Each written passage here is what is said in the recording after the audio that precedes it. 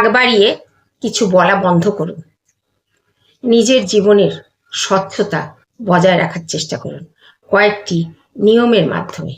এই ভিডিওতে সেই নিয়মগুলো দেয়া হলো, একটু খেয়াল করে ভিডিওটা দেখুন। 1 নম্বর, আপনি জীবনে কি সিদ্ধান্ত নিচ্ছেন তা কাউকে বলবার প্রয়োজন নেই। কারোর মনের সন্দেহ দূর করবার দায়িত্ব কিন্তু আপনার নয়। 2 নম্বর, আমাদের জীবনে তো কিছু প্রায়োরিটি থাকে, সেই প্রায়োরিটির কথা কাউকে বলবার কোনো দরকার নেই।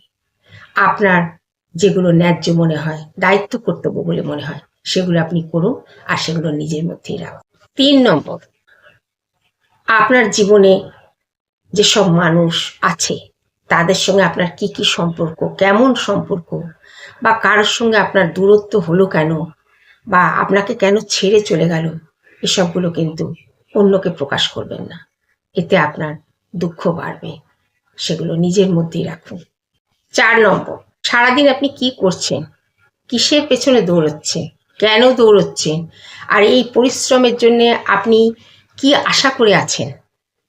আপনার স্বপ্নকে পূরণ করার জন্য আপনি যে কাজগুলো করছেন তা কিন্তু কারোর কাছে প্রকাশ করবেন না। আপনার পরিশ্রম, আপনার দৌড়ানো, এগুলো মানুষ যদি জানতেও চায়, আপনি সেগুলো কিন্তু কখনোই প্রকাশ করবেন না। জীবনের সব কথা কারোর কাছে বলার কোনো দরকার নেই।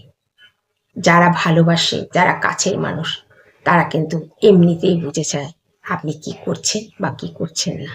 5 নম্বর, আপনার অনুভব, আপনার উপলব্ধি, আপনার চিন্তাধারা কতটা বৈধ, সেটা কারোর কাছে বলবার কোনো দরকার নেই।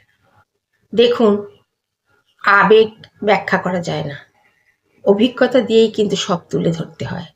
যে অভিজ্ঞতাগুলো শিক্ষণীয়, সেগুলোই কিন্তু একমাত্র তুলে ধরা যায়। তাই কোনো এসব ব্যাপারে কোনো কাউকে আপডেট দেওয়ার দরকার নেই। শুধু আপনি আপনার কাজ করে যান, জানবেন আপনি কি করছেন না করছেন।